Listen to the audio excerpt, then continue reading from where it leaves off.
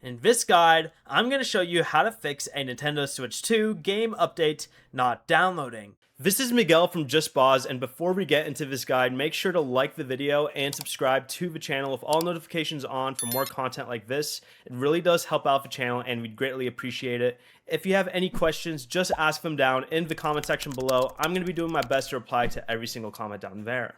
First, make sure your Nintendo Switch 2 is connected to the internet and has enough free storage space. Then go ahead and highlight the game on the home menu, press the plus button, then select Software Update and install any available console updates after pressing via the internet.